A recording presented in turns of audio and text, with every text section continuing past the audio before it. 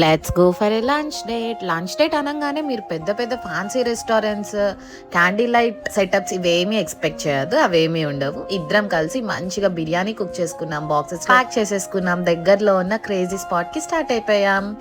మా జర్నీ ఇప్పుడిప్పుడే స్టార్ట్ అయింది కాబట్టి ప్రస్తుతానికి మాకు ఈ సైకిలే కార్. అండ్ మేము ఉంటున్న ఈ డౌన్ టౌన్ ఏరియాలో కార్ పార్కింగ్ అనేది చాలా కష్టం. అంత కార్ నెసెసిటీ ఉన్నట్టు మాకు అనిపించలేదు, అందుకే కార్ని డిలే చేస్తున్నాం.